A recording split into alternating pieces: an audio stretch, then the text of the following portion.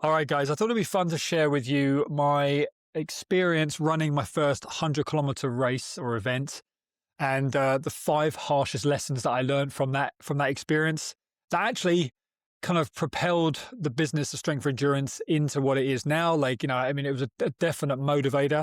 I think we all learn from our worst experiences sometimes, and not to say I didn't enjoy the event. It was very much that, on reflection now, I can laugh with the other three guys that I did it with, because it's a team event, and it takes part. It's called the Kokoda Challenge, as I said, I think, but it's based up on the Gold Coast in Australia, and it's based out in the hinterland. So yeah, tough terrain, pretty undulating terrain. You can imagine. I can't remember what time of year it was, but it was hot. So, but not to say that was, that could be any time of the year pretty much, but it was hot enough anyway. But I thought it'd be great to share some of these lessons because, this is back in 2014, 2015. I can't exactly remember when. I didn't look at I should have looked at the timestamps on the photos that I've got. And I'll try and add some of these to the show notes, and I'll try to push them out on social media every now and again. And I might use them for this episode as well. But yeah, guys, as we all know, like if you're training for your first ultra distance event, whether it's a 50, whether it's 100 miler, whatever it is, like there are lots of little lessons you're going to learn. And I think like any event and race that you're taking part in, you're going to pick up you should be like learning from these things. And I thought it'd be fun to share some of these with you today. So no particular order, just kind of sat here this morning just thinking what were the main takeaways. But I think right at the top of the list was naivety, my complete ignorance. I was a younger man at that time, but I was training every day. We didn't have the boys, so I was kind of just training every day. Polly was living a full-time kind of athlete lifestyle. I was working out a couple of gyms at the time. I was working with lots of different, triathletes, runners, swimmers, cyclists at the time.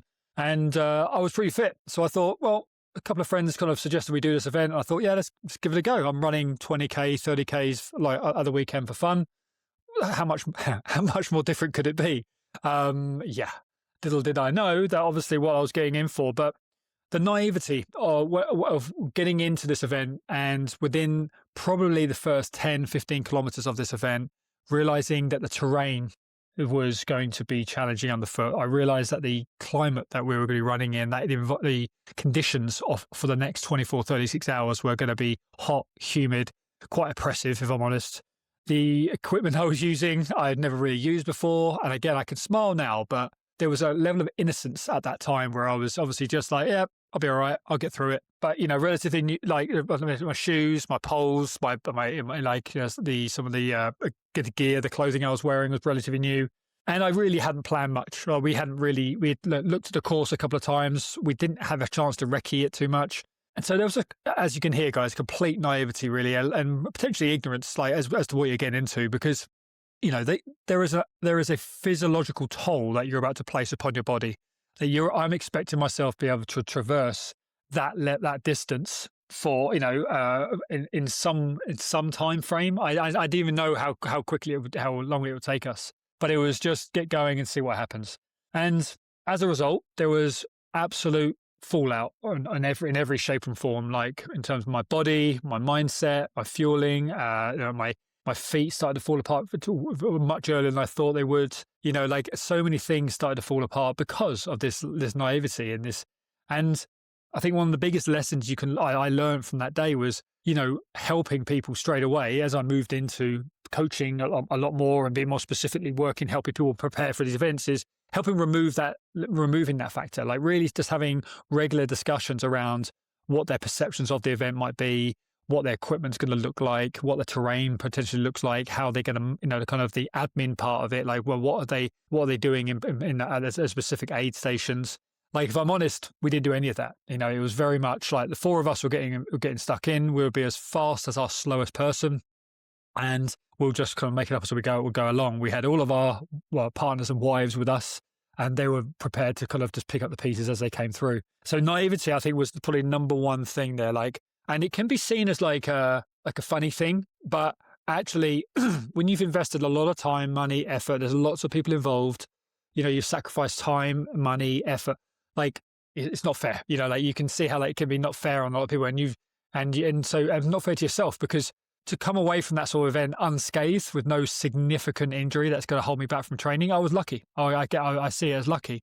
But moving on to point 2, my body. That naivety transferred over into like probably an arrogance, a level of ego in terms of my body, thinking that I was conditioned enough, strong enough in certain areas that I would be okay. Like I could do X, Y, and Z in the gym. I could run 20, 30K at the weekend with friends. I was swimming and riding, but I hadn't built up this level of conditioning in my body. I hadn't really run that type of terrain often enough. I hadn't really understood the importance of being able to adjust my pace, hike, power climb, climb, hike, walk, run, jog, adjusting the different types of movement, across that type of terrain. I was very much going into it thinking I'm just going to jog, run this thing. My body fell to pieces. And I'm just to say it, you guys hopefully would know about my history of breaking my left knee twice, growing up playing hockey, 2 long periods of time where I wore like a cast for 10 weeks on my left leg, massive muscle atrophy, etc., etc.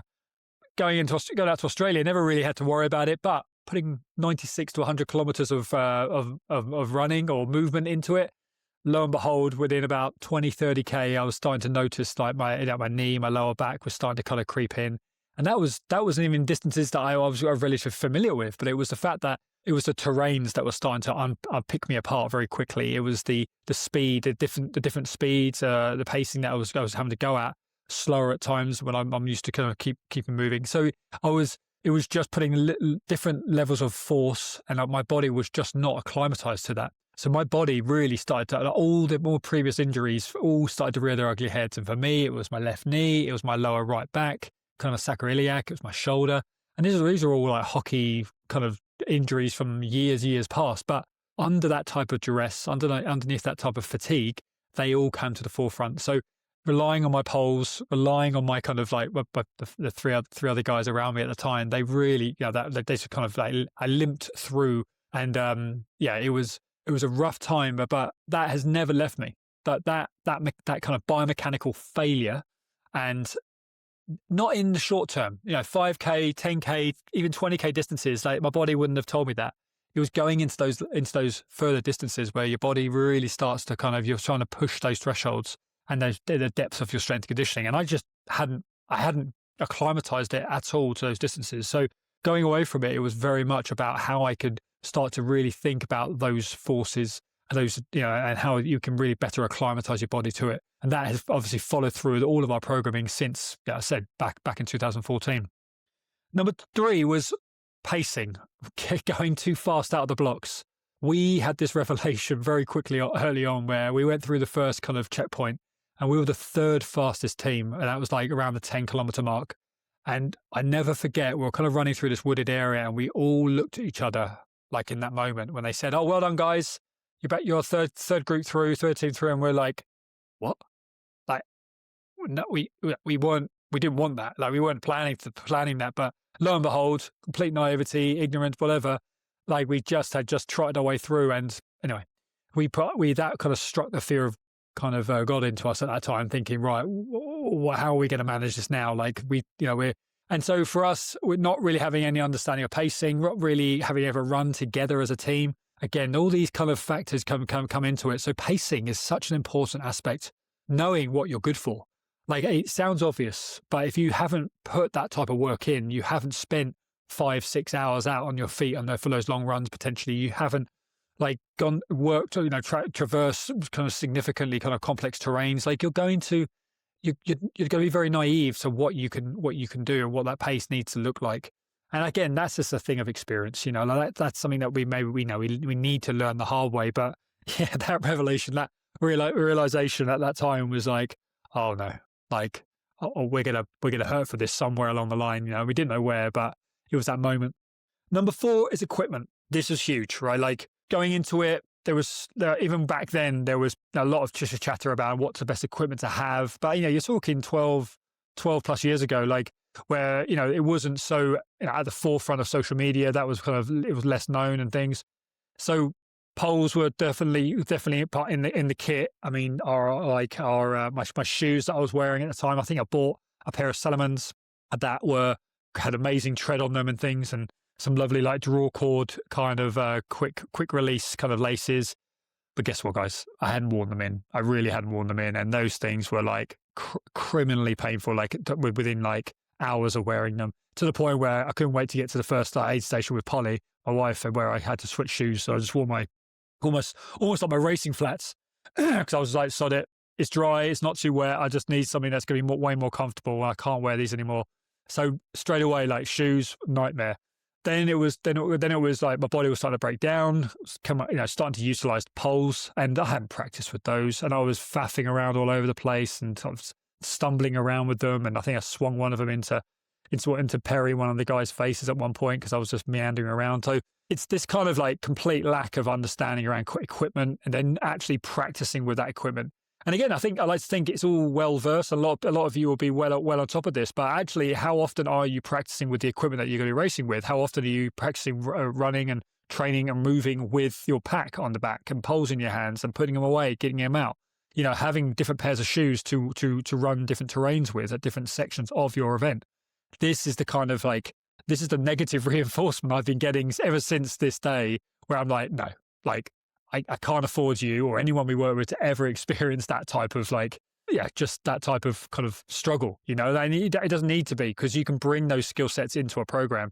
With a lot of work we're doing with everyone we work with here at SFE is that we're bringing those aspects into their programming, getting them, acclimatizing them to their equipment, discussing admin. We're kind of going through plans where we're looking at point to point of the certain races and events, looking at the nutrition, looking at the fueling, looking at the equipment they've used.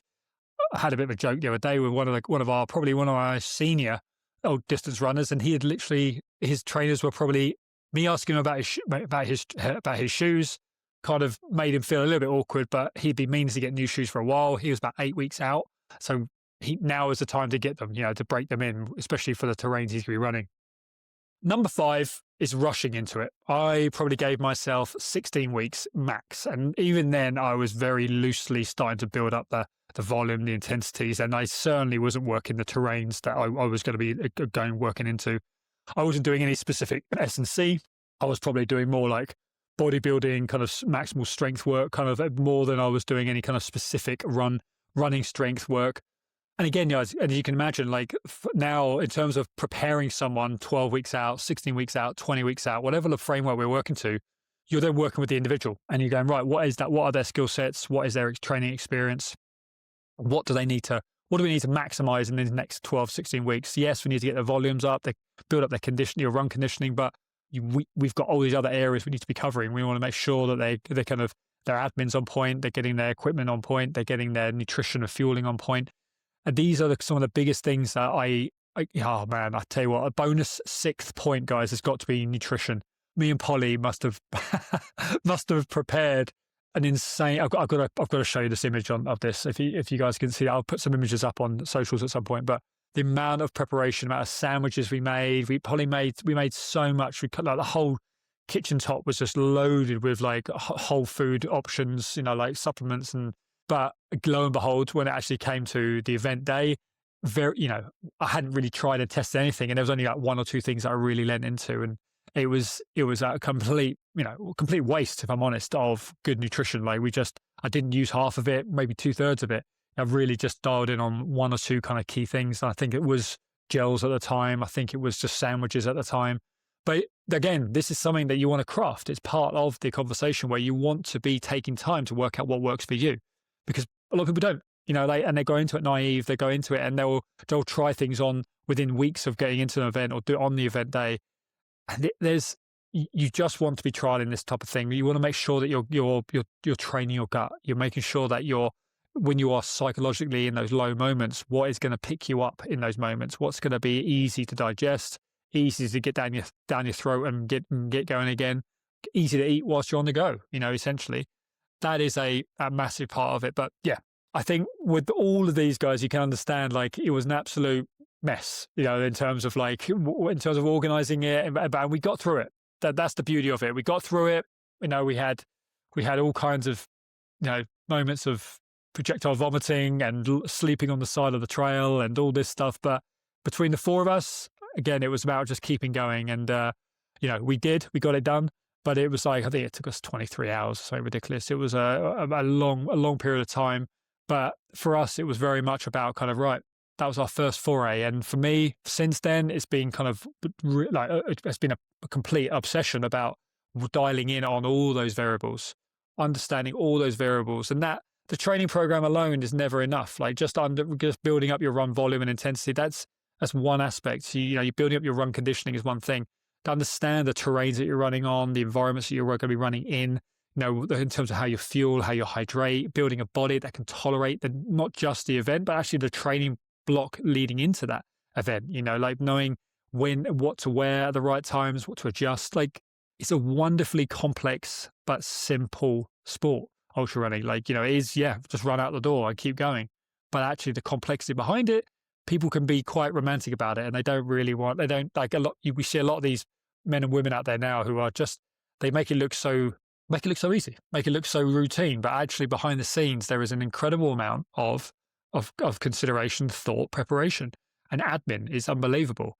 Now at SFE, what we do better than so many others is that we care for people across all these different areas. When we're building someone towards an event, we're critically asking these questions throughout our program, because it's that level of detail that's going to take you into the event in the best place possible. It's going to help you navigate the obvious highs and lows of an event. Like that's why we get into these events is why we say yes to these to run these distances, to take on these adventures, because we know we're going to be challenged.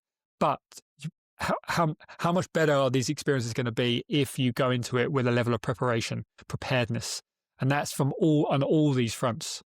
So anyway, guys, Kokoda Challenge, those of you over in the Asia Pacific region, definitely, if you haven't done it, it's an amazing event. I know I've had a quick look today actually to see that they're running 2026, so it's still happening. It's still going. Amazing event, crazy terrain. I say to run with another group, a group of people. Again, it's quite a unique thing actually. You don't see that as often. Like you're signing up as a group of 4, group of 2, sort of thing. So, and you have to complete it as, I think, at least 75% of you. I'm not sure. I think all of you have to complete it, but yeah. So it's a great event and definitely worth checking out. But just thought I'd share that, guys, because there's some good little things there. You learn from your mistakes as always in life. And for me as a coach, it was it's still the best type of motivation. If people are kind of a bit blasé about certain things, I'm picturing myself in that struggle zone. I'm picturing myself in full body cramps, lying in the shade of a tree, trying to get some salt on board, trying to get some fluids on board. I'm picturing myself like carving my way up a ascent with these poles, like never really having used them before. Like all these things just like wonderfully burn into my memory. But again, they catalyze me into being the best version of a coach I can possibly be right now, and for long into the future. So anyway, hope that was fun. Hope that was useful. And I said, any questions around any of this stuff, or if you want to kind of deep dive into any of it, always feel free to get in touch. Speak again soon.